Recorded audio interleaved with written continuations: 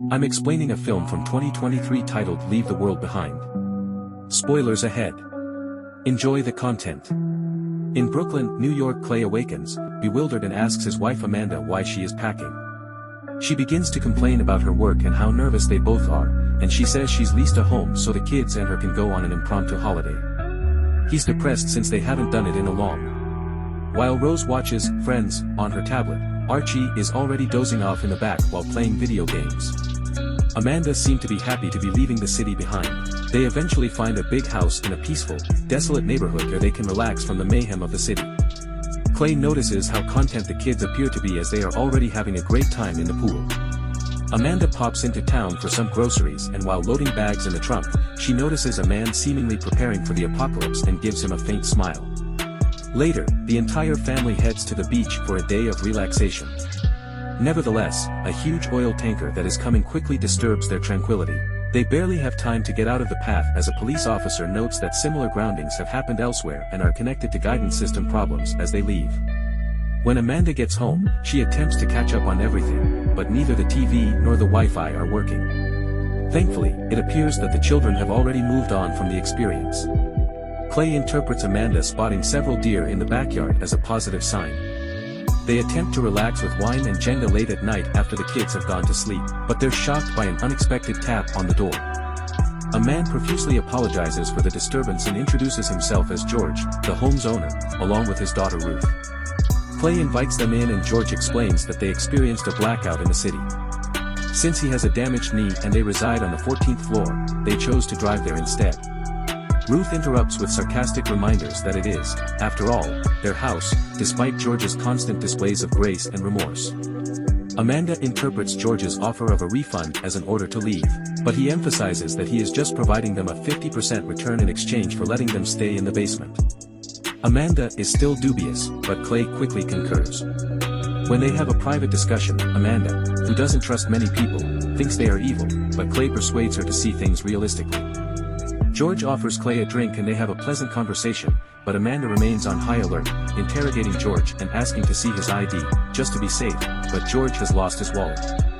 A national emergency alert that appears on every channel abruptly interrupts them, and Ruth speculates that the blackout may be a sign of something more serious. Uncertain about what this may all entail, Clay suggests they get some sleep and decide what to do next in the morning.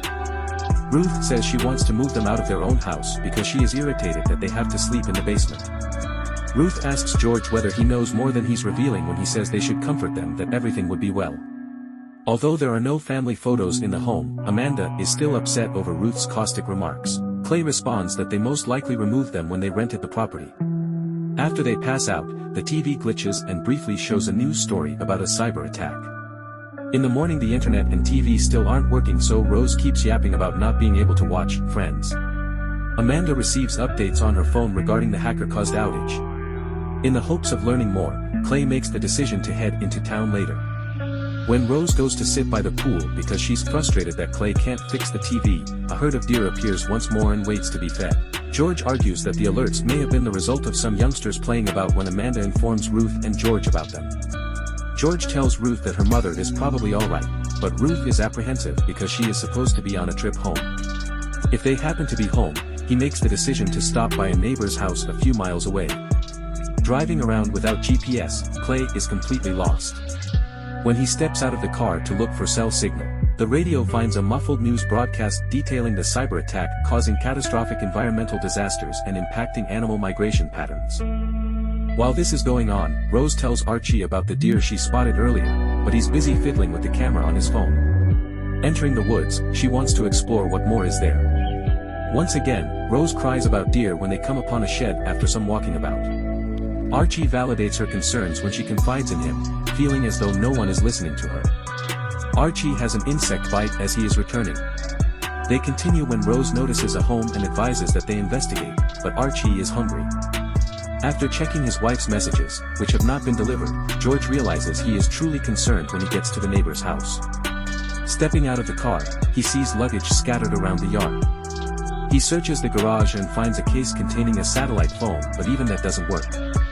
Making his way to the beach, George finds a plane wreckage with bodies scattered around. Another jet is approaching while he's processing everything, and he just about makes it back to the home.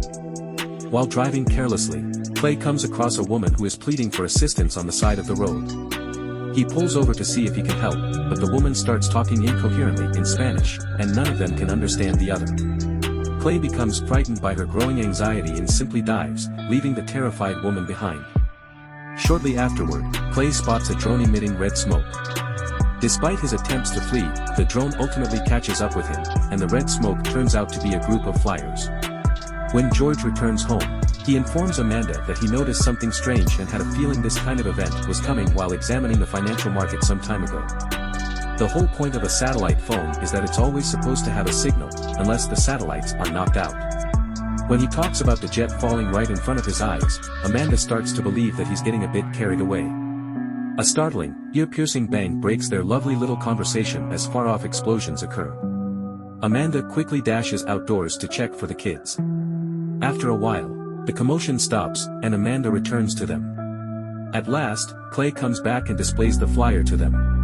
According to Archie, the text represents "Death to America," which he had seen in a computer game. George feels something doesn't add up. Why would they be dropping flyers in a foreign language which most people wouldn't understand? After all, though, the family decides it's enough and drives to some relatives, hoping for safety. They came to an obstacle after traveling for some time without seeing another person. All of the wrecked automobiles are brand new, as Amanda discovers when she ventures outside to look into it. Amanda quickly figures out what Clay is seeing and runs back to their car as he attempts to flag down the second Tesla that is coming. Following that, they narrowly escape, avoiding 12 more cars. Seeing as the only way out of town is blocked, they end up back at the house. They try to figure out what to do next, but nobody has any good ideas. In an attempt to be helpful, Clay fills the tub with drinking water. Ruth gives him a vape pen filled with CBD, and they head outside to the terrace. Following some conversation, Clay talks about his experience with the random woman, who admitted that she needed assistance but that he had just abandoned her. He also informs her about the oil tanker's beach grounding. He waited to inform them because he was afraid of the possible consequences.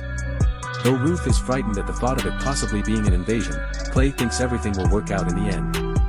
A group of flamingos decided to land in the pool, ending the conversation. Amanda apologizes for her early behavior of George and they talk about their different occupations. They share some jokes, lightening the mood, and Amanda is starting to like George. She finally asks why he actually came to the house. He recounts a story from a few years back about one of his clients inviting him to a private event. This customer, the most powerful person George has ever met, is a well-known businessman who specializes in defense contracts. They were having a wonderful time, getting really drunk, and definitely enjoying themselves. He went on to tell George how much he liked him and that he wanted he could extend an invitation to join him on a vacation that he was about to take. The journey, an encounter with the world's ruling wicked cabal. That kind of prank was nothing new for the friend. Then, yesterday, he received an unexpected call from the same buddy requesting him to transfer a significant amount of his money. When George asks whether he's meeting with his wicked cabal again, the friend encourages him to take care of himself rather than laughing. George hasn't been able to get it out of his head since. Amanda asks if he's suggesting the friend is behind all this somehow, but he explains that the conspiracy theory about a shadowy group of people running the world is way too easy of an explanation. The reality is even more terrifying: nobody is in charge. Influential individuals sometimes receive knowledge ahead of others, but even so, all they can expect for is a heads up. Amanda had grown tired of him. George shows Amanda his record collection in an attempt to win her back. "You like jazz?" he asks her jokingly, but Amanda is more intrigued by his daughter's collection.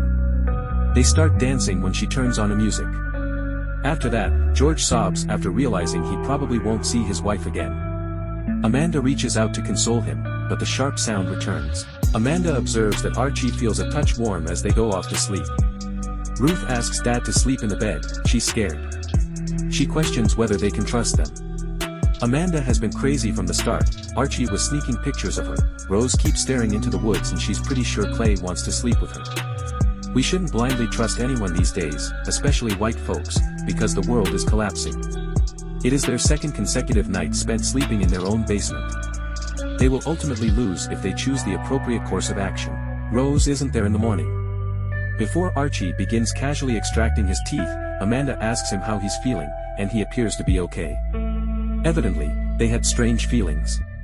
George says it may be Lyme disease when he talks about the insect that attacked him. They opt to see the doomsday survivalist Amanda had previously seen, as the hospital is inaccessible because of the standoff. He did some contractor work for George and doesn't live far from here. Clay still hasn't found Rose and everyone starts looking for her. Ruth discovers one of the bikes missing and Archie mentions the shed they found.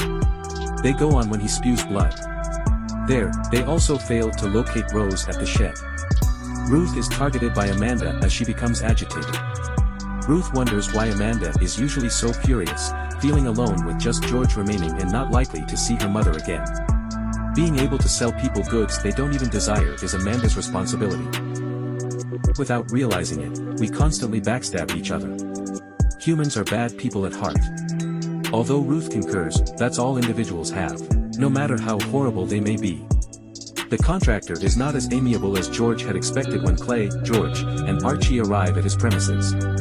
Clay explains Archie's situation and the contractor, Danny, speculates it might be related to the noise and starts yapping about some microwave weapons used back in the day in Cuba producing radiation. Some people lost their teeth there as well. He suggests that there must be a conflict since the Russians have lately called back their personnel from Washington. While George begs Danny's assistance, Danny is more focused on his personal safety. He tells them to go and advises they try their luck at a neighbor's house, where there appears to be a secret bunker. Guns are drawn, but George doesn't back down since he vowed to bring Archie aid. Trying to talk sense into the man's head, Clay begs for assistance and emphasizes that he is Archie's last hope. Amanda, in the meantime, exits the shed and begins riding a bike route. Ruth leaves as well, only to be encircled by deer. The final boss of deer approaches, but Amanda runs in and tries to scare them away. They're both screaming and flailing their arms erratically, being goofy goobers all around.